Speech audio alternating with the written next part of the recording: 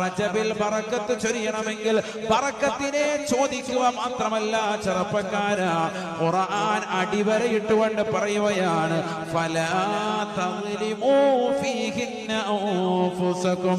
അല്ലയോ പ്രിയപ്പെട്ട മുഅ്മിനീങ്ങളെ, വിശ്വാസികളെ, അല്ലാഹുവിലും അവന്റെ റസൂലിലും വിശ്വസിക്കുന്ന മുഅ്മിനീങ്ങളെ, മരണത്തെ കുറിച്ച് ബോധമുള്ള സഹോദര, ഖബറിനെ കുറിച്ച് വിശ്വാസമുള്ള ഉമ്മ, ഒരു നിരക്കുമുള്ള നീചവൃത്യത്തിലേക്ക് നീ പോകരുതേ, പോകരുതേ.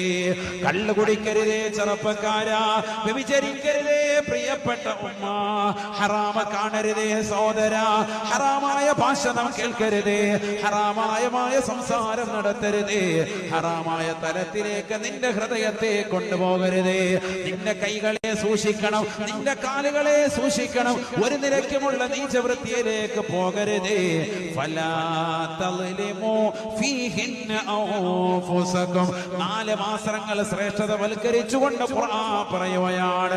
റജബിന് ശ്രദ്ധിക്കേണ്ടതാണ്, മുഹറത്തിലും ശ്രദ്ധിക്കേണ്ടതാണ്, ദുൽഖഅദയിലും ശ്രദ്ധിക്കേണ്ടതാണ്, ദുൽഹിജ്ജ എന്ന മാസത്തിലും ശ്രദ്ധിക്കേണ്ടതാ. ഒരു നിലയ്ക്കുമുള്ള തെറ്റുകൾ നിങ്ങൾ ചെയ്യരുതേ.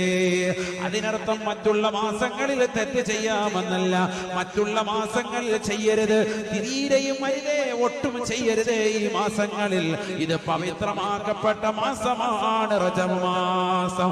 അതുകൊണ്ട് ഒരു നിലയ്ക്കുമുള്ള നീചവൃത്യത്തിലേക്ക് പോകരുതേ.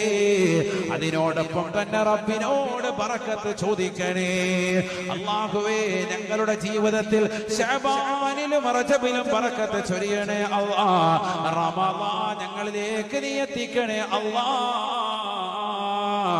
റമളാൻ ഞങ്ങളിലേക്ക്